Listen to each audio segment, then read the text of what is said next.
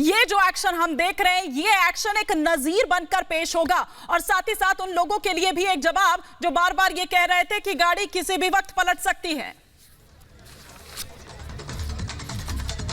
बिल्कुल जवाब उन लोगों के लिए भी है। सबसे ज्यादा खैर खा अखिलेश यादव हो रहे थे क्योंकि पुराना लगाव रहा है उनका अतीक अहमद से, उनकी पार्टी से जुड़े रहे हैं। उस दौरान दबंगई भी चरम पर थी। वो दौर 80 का अगर याद कर लें तो स्थिति बहुत खराब थी उत्तर प्रदेश की और खासतौर से पूर्वांचल की, क्योंकि मैं खुद पूर्वांचल की हूं तो मैंने करीब से महसूस किया है। अतीक अहमद का जो दौर था, जो दहशत थी, वो अलग ही थी। और वही अतीक अहमद साबरमती में जेल में वो खुश था, जबकि गुजरात में भी बीजेपी सरकार, लेकिन इसी पूर्वांचल में बाबा के राज में आने से कहीं ना कहीं थर थर कांप रहा था। तो आप समझिए मैसेज तो बहुत क्लियर हो चुका है। ईमानी जो कहा था विधानसभा के अंदर, यहाँ की माफियाओं को मिट्टी मिल बुलडोजर चलते हुए भी देखते हैं, अतिक्रमण पर कार्रवाई भी देखते हैं, और जब माफिया को लाया जाता है तो उसकी हालत भी देखते हैं, घिग्गी बनती नजर आती है। तो वो मैसेज तो देखिए पहले ही क्लियर हो चुका है। अतीक अहमद को अंदर ले जाया जा चुका है नैनी जेल में। ये दौर अलग है, लेकिन 80 के दशक में इसी नैनी जेल के अंदर वो खुद को सबसे सुरक्षित मानता था। यहीं से वो पूरा अपना कारोबार चलाता था, यहीं से वो दहशत फैलाता था, यहीं से दहशत फैलाता था, यहीं से प्लानिंग होती थी। लेकिन समय का चक्र अब घूम चुका है और स्थितियां अब बिल्कुल बदल चुकी है।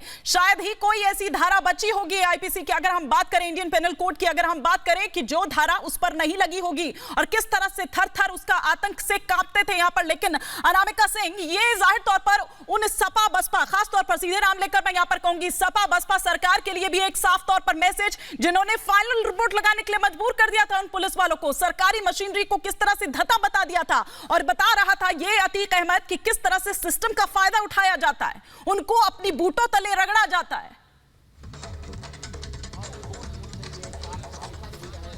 देखिए हिमानी, एक होती है गुंडई, एक होती है बदमाशी, लेकिन जब वो गुंडई और बदमाशी को जब मिल जाती सत्ता की ताकत, तो वो बदल जाती है पावर में। और ये पावर किस तरीके से इंसान को अब बिल्कुल बेलगाम कर देती है, इसका जूता जागता जो उदाहरण है वो अतीक यहाँ पर दिखाई दे रहा है आपको। क्योंकि जिस तरीके से यहाँ पर पावर मिली सत्ता की, इसके साथ ही साथ संरक्षण मिला, समाजवादी पार्टी और बीएसपी से टिकट मिले, चुनाव लड़ा गया, दबंगई से चुनाव लड़ा गया। तो जिस तरीके से यहाँ पर एक दबंगई को, गुंडई को पावर दी गई, राजनीतिक संरक्षण देने के साथ साथ उसका जो बेलगाम स्थिति दिखाई दी, हमें वो ये दिखाई दी कि जहां पर एक शख्स ऐसा जिस पर 250 से भी ज्यादा मुकदमे हैं, लेकिन मजाल है किसी शख्स की जो उसके खिलाफ बयान दे दे या गवाही दे दे या जिस तरीके से हालात यहाँ पर हालांकि दिखाई दे रही स्थिति यहाँ पे। मुझे हमारे साथ जुड़ के सहयोगी मेरी सृष्टि भी जो लगातार ट्रेस कर रही थी, ट्रेस करते करते यहाँ तक पहुंची। सृष्टि, जिस तरीके से अतीक अब तो चला गया नैनी जेल में, लेकिन अब आने वाले दिन अतीक के लिए मुश्किलों भरे होने वाले हैं, इसमें कोई दो राय नहीं है। सृष्टि। बिल्कुल अनामिका, जैसा आपने कहा कि आने वाले दिन अतीक के लिए बहुत मुश्किल होने वाले हैं। मैंने पहले भी कहा था कि अतीक का वो साम्राज्य अब अतीत हो चुका है। जिस तरीके से अतीक को लगता था कि इसी नैनी जेल में उसको तमाम जो सुविधाएं हैं वो यहाँ पर मिलेंगी, लेकिन अब वो सुविधाएं नहीं मिलेंगी, अब वो सहूलियत नहीं, अतीक के इशारे पर काम नहीं करेगी। अब अतीक के कहने पर यहाँ जेल के भीतर काम नहीं होगा। अतीक को तमाम सुख सुविधाएं जो है मुहैया नहीं करवाई जाएंगी। अतीक यहाँ पर बैठकर कोई मीटिंग नहीं कर पाएगा, ये बात तय है। ये सब कुछ मुमकिन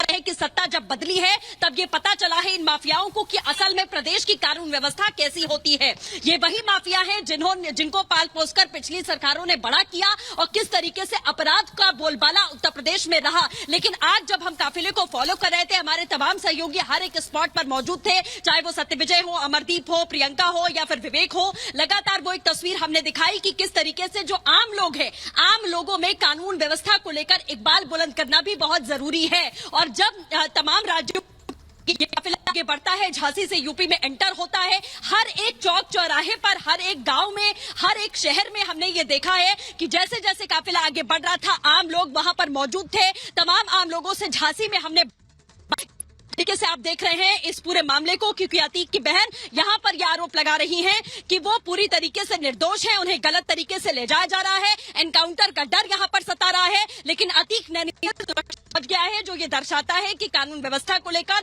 सुरक्षा को लेकर, आरोपी की सुरक्षा को लेकर भी उत्तर प्रदेश की पुलिस जो है वो कितनी मुस्तैदी से काम करती है, और सलोनी श्रीवास्तव का मैं जरा एक बार रुक करूंगी। सलोनी, चूंकि खुद आप बता रही थी कि पूर्वांचल से ही आप आती हैं और आपने भी वो दौर देखा है कि किस तरह का आतंक, किस तरह का टेरर हुआ करता था। देखिए सरकारें तो आएंगी जाएंगी, लेकिन बाकी जो बचा रहना चाहिए वो है इकबाल, और वो इकबाल है दरअसल प्रदेश का, पुलिस का, प्रशासन का।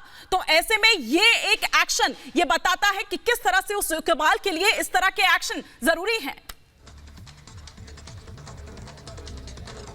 बिल्कुल, और इस तरह के एक्शन जरूरी हैं। और हमने आपको याद होगा जब अतीक अहमद को लाया गया, इससे पहले मुख्तार अंसारी को लाया गया, तो मुख्तार अंसारी तो व्हील चेयर पर बैठ गया था ये बताने के लिए कि वो बहुत बुरी स्थिति में है, उसकी तबीयत नहीं ठीक है, और जैसे ही जेल पहुंचता है उठकर खड़ा हो जाता है। तो समझिए डर है।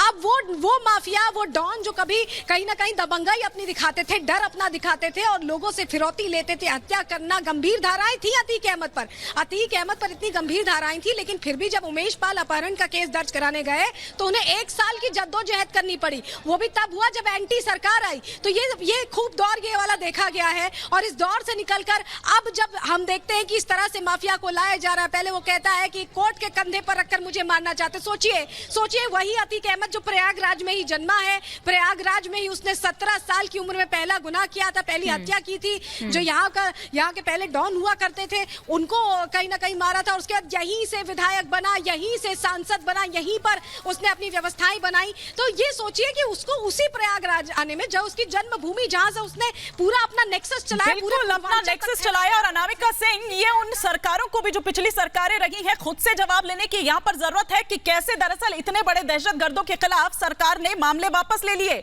गवाहों की हिफाजत नहीं वो कर पाते हैं, फाइनल रिपोर्ट आखिर कैसे लग जाती है, 18 सालों तक अदालतों में मामला यूं ही घूमता रहता है।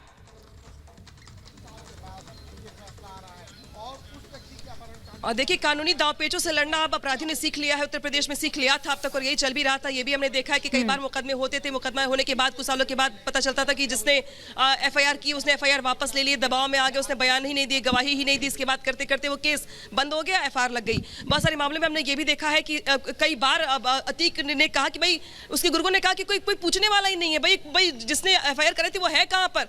तो कुछ मामले तो ऐसे ही बंद कर दिए गए। 17 हत्या के मुकदमे से लेकर के 250 से ज्यादा मुकदमे वाला जो क्राइम कुंडली रही है अब तक की अतीक अहमद की, उसमें से ये पहला ऐसा मामला होगा जिसमें उमेश पाल लगातार इस पूरे मामले को लेकर कानूनी लड़ाई लड़ रहे थे, बहरपेशी पर जाते थे। और उसको अतीक को इस बात का अंदाजा था इस बार कि जो कल फैसला आने वाला है उसके पक्ष में आने वाला नहीं है, और इसी को लेकर के बौखलाया हुआ था। उमेश पाल का परिवार जब आप उनसे बात करेंगे तो बताएंगे इस बात को वो, कि उमेश पाल खुद भी ये जानते थे कि ये फैसला खिलाफ आने वाला है अतीक के और उनकी मुश्किलें बढ़ने वाली है, लेकिन वो इस बात को लेकर तैयारी कर रहे थे। वो कह रहे थे कि भाई एक बार गवाही हो जाए, एक बार सारी बहस पूरी हो जाए, इसके बाद मैं खुद किनारे हो जाऊंगा क्योंकि मुझे न्याय चाहिए। तो उमेश पाल की मां रोते रोते ये कहती है कि मेरे बेटे को ये लगता था कि अतीक के खिलाफ चूंकि वो लड़ रहा है तो उसको खामियाजा भुगतना पड़ेगा, लेकिन वो लीगली अपनी लड़ाई लड़ रहा था और उसको न्याय भी मिला। ऐसा मौका आया जब किसी मामले में अतीक को कल सजा सुनाई जाएगी। हालांकि ये बात और है कि अभी उमेश पाल मर्डर केस को लेकर पुलिस पूछताछ करेगी और बाकी चीजें जो होंगी भी वो देखने वाली होंगी कुछ दिनों के बाद, लेकिन ये पहला ऐसा मामला है जहां पर अपहरण के केस में सजा सुनाई जाएगी। दूसरी महत्वपूर्ण बात यहाँ पर ये कि समाजवादी अनामिका सिंह हमारी सहयोगी इस बाबत हमें जानकारी दे रही हैं, पल पल की तस्वीरें भी दिखा रही हैं। प्रयागराज की नैनी जेल के बाहर इस वक्त सलोनी श्रीवास्तव भी मौजूद हैं, सृष्टि पांडे भी मौजूद हैं, विवेक राय भी, मीनाक्षी भी, इन सभी का मैं फिलहाल शुक्रिया अदा करना चाहूंगी। लेकिन तस्वीरें लगातार आप देख पा रहे हैं रिपब्लिक भारत के जरिए, सबसे पहले पल पल की अपडेट।